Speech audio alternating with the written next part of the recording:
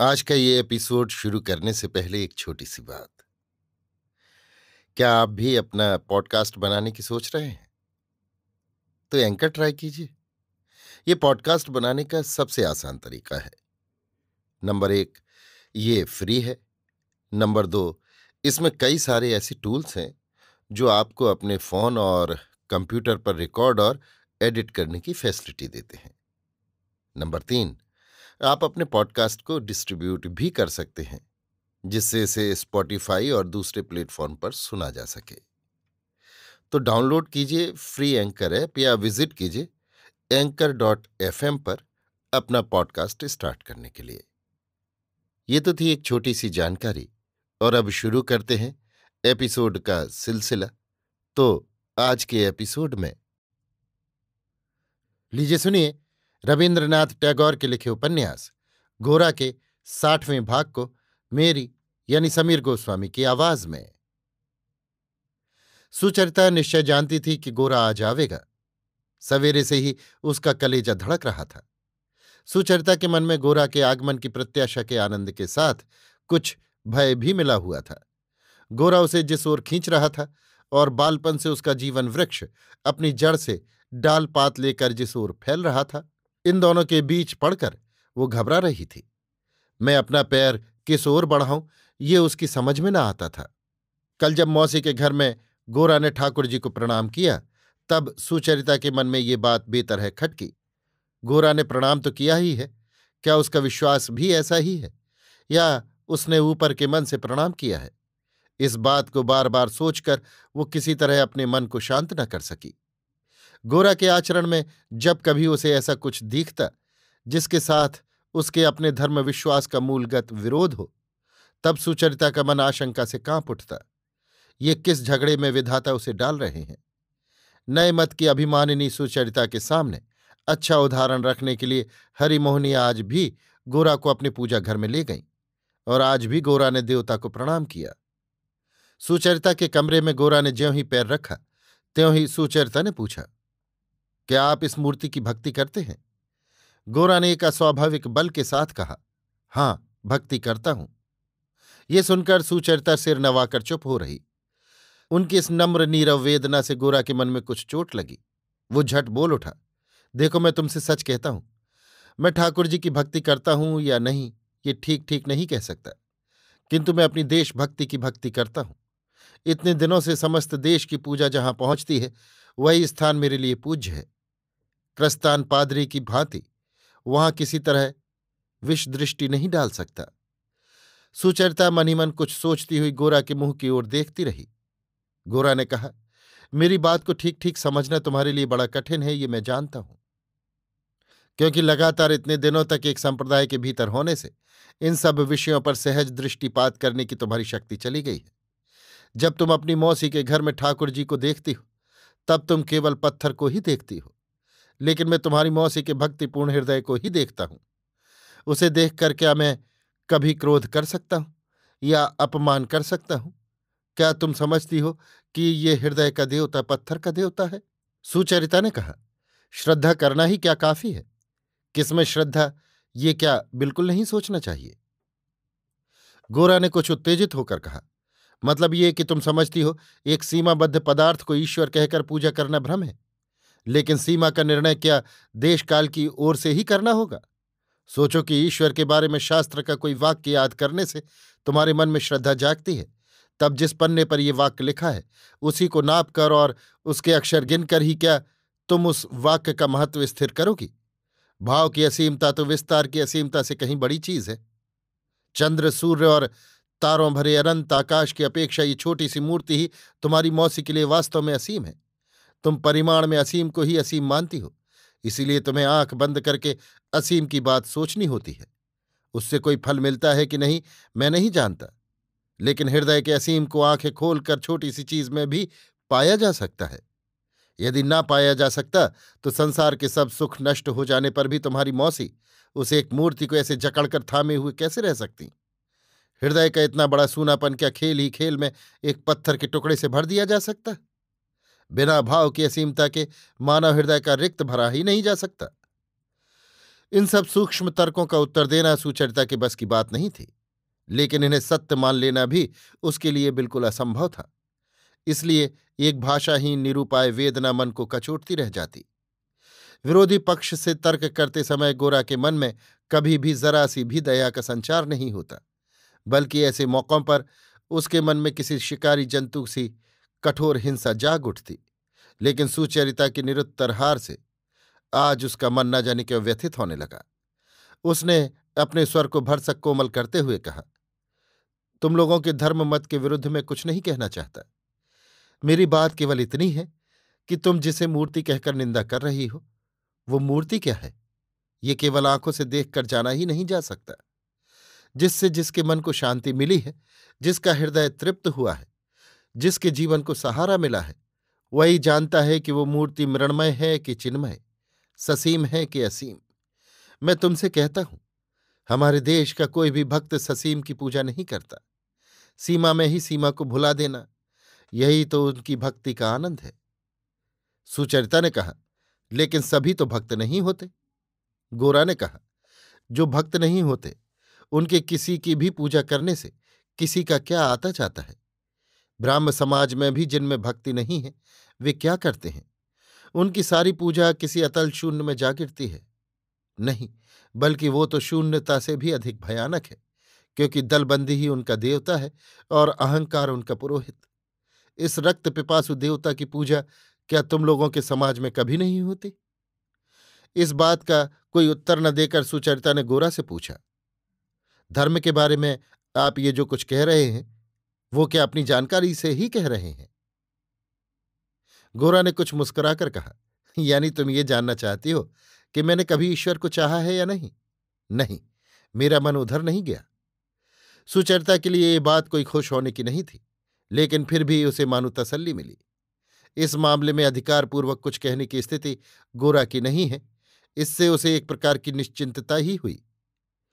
गोरा ने कहा, मैं किसी को धर्म शिक्षा दे सकूं ऐसी योग्यता मुझ में नहीं है, किंतु मेरे देश के लोगों की भक्ति पर तुम लोग हंसो, इसे मैं कभी नहीं सह सकूंगा। तुम अपने देश के लोगों से पुकार कर कहती हो, तुम मूर्ख हो, मूर्ति पूजक हो। मैं उन सभी को बुलाकर जताना चाहता हूं कि नहीं, तुम मूर्ख नहीं हो, तुम पौताल्लिक नहीं हो, तुम ज्ञानी हो, तुम भक्त हो। हम लोगों के धर्म तत्व में जो महत्व है, भक्तित्व में जो गंभीरता है, उस पर श्रद्धा प्रकाश के द्वारा मैं अपने देश के हृदय को जागृत करना चाहता हूं। जहां उसकी संपत्ति है, वहीं उसके गौरव को मैं स्थापित करना चाहता हूं। मैं अपने देशवासियों का सिर नीचा नहीं होने दूंगा। यही मेरा प्रण है। तुम्हारे पास भी आज मैं इसीलिए आया हूं। जब से मैंने तुमको देखा है, तब से एक नई बात मेरे मन में अनुभूत हुई है। इतने दिन तक मैं उस बात को न सोचता था। अब मैं समझता हूं कि केवल पुरुष की दृष्टि से ही भारतवर्ष पूर्ण रूप से देखा नहीं जाएगा। हमारे देश की स्त्रियों की दृष्टि जिस दिन उस पर पड़ेगी, उसी दिन उसका देखना सफल होगा। तुम्हारे साथ एक दृष्टि से मैं अपने देश को कब देखूंगा, ये उत्कट इच्छा मेरे मन को जला रही है।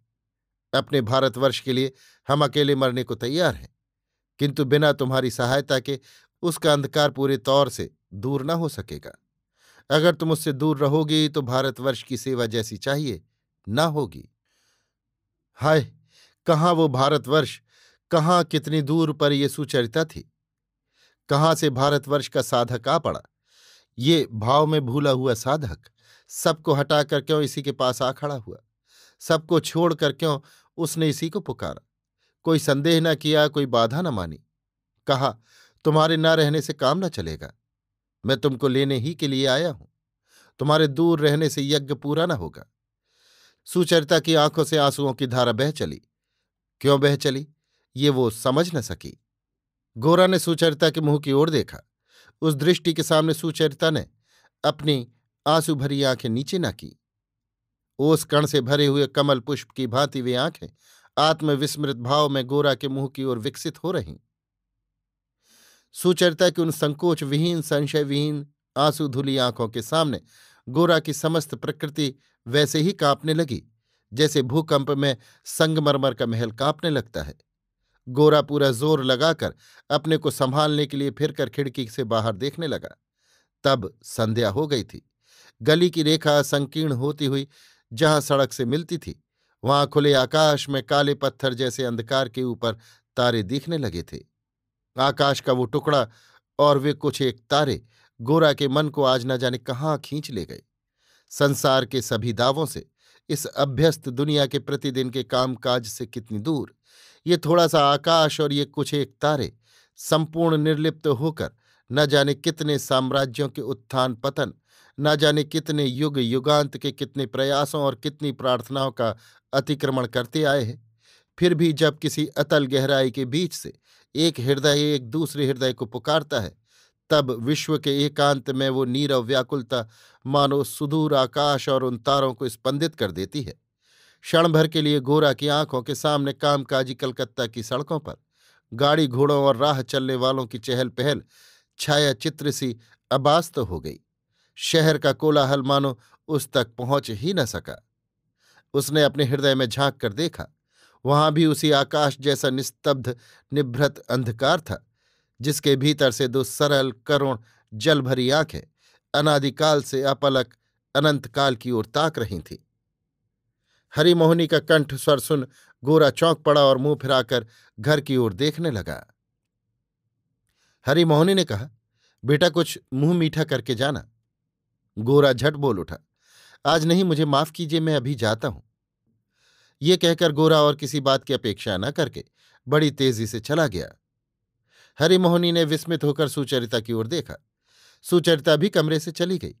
हरिमोहिनी सिर हिला हिलाकर सोचने लगी, ये अब क्या मामला है। थोड़ी देर बाद ही परेश बाबू आ पहुंचे। सुचरिता के कमरे में उसे न पाकर उन्होंने हरिमोहिनी के पास जाकर पूछा, राधा रानी कहाँ है? हरिमोहिनी ने कुछ खींचे हुए स्वर से कहा, क्या पता, अभी तक तो बैठक में गौरमोहन के साथ बातचीत हो रही थी, अब जान पड़ता है छत पर अकेले टहला जा रहा है। परेश ने आश्चर्य से पूछा, इतनी ठंड में इतनी रात गए छत पर? हरिमोहिनी ने कहा, जरा ठंडी हो ले, आजकल की लड़कियों को ठंड से कोई नुकसान नहीं होता।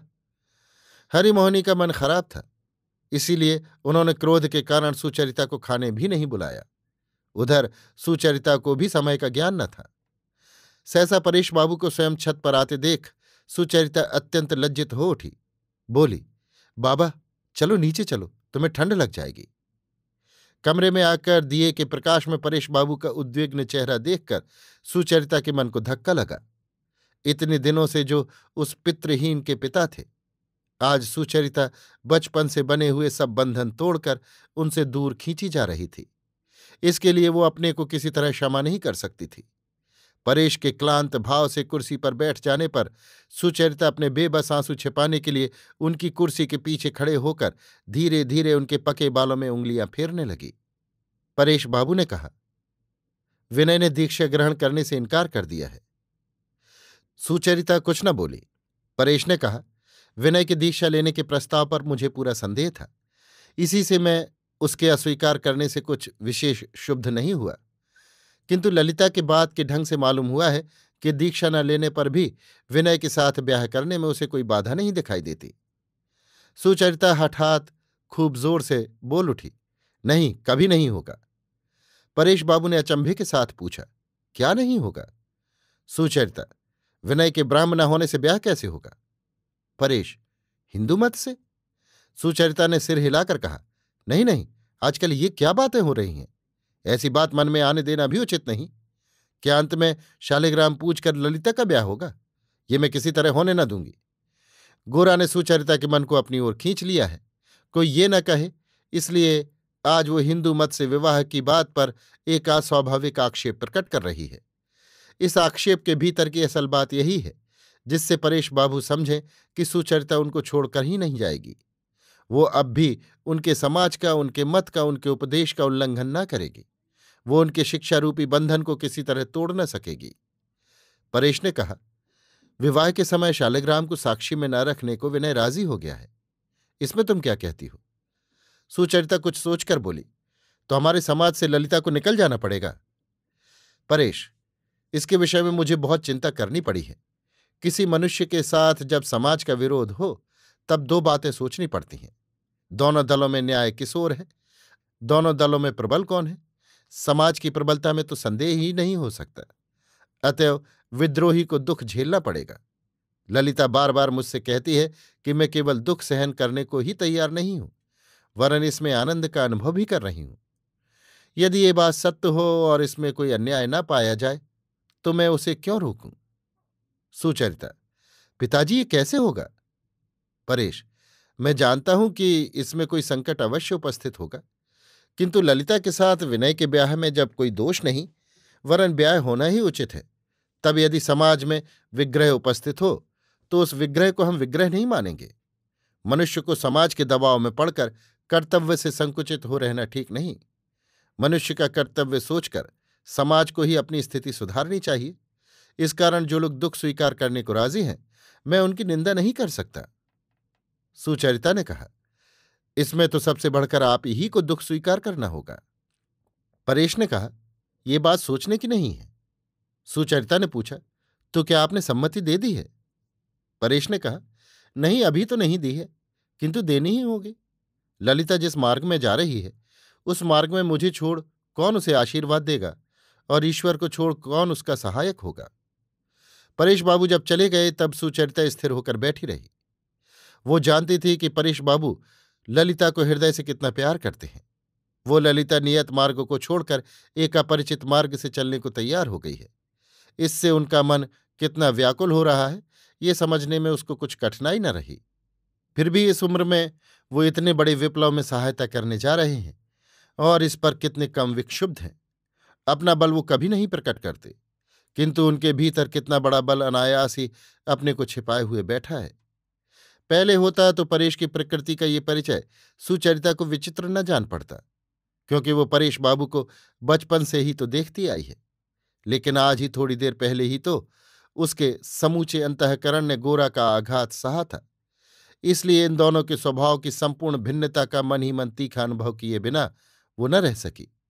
गोरा के लिए उसकी अपनी इच्छा कितनी प्रबल है, और अपनी इच्छा को जोरों से काम में लाकर वो दूसरे को कैसे अभिभूत कर डालता है। गोरा के साथ जो कोई व्यक्ति जो कोई संबंध स्वीकार करेगा, गोरा की इच्छा के सामने उसे झुकना ही पड़ेगा। सुचरिता भी आज झुकी है, और झुककर उसने आनंद भी पाया है। अपने को विसर्जित करके उसने ऐसा अनुभव किया है मानो उसने कोई बहुत बड़ी चीज पाई हो। फिर भी आज जब परेश उसके कमरे के दिए के प्रकाश से निकलकर चिंता से सिर झुकाए हुए धीरे धीरे बाहर के अंधकार में चले गए, तब सुचरिता ने यौवन के तेज से दीप्त गोरा के साथ विशेष रूप से उनकी तुलना करके अपनी भक्ति की पुष्पांजलि विशेष रूप से परेश के चरणों में चढ़ाई। दोनों हाथ जोड़कर गोद में रखे हुए वो बहुत देर तक चुपचाप चित्रलिखित सी बैठी रही। अभी आप सुन रहे थे रविन्द्रनाथ टैगोर के लिखे उपन्यास गोरा के 60वें भाग को मेरी यानी समीर गोस्वामी की आवाज में।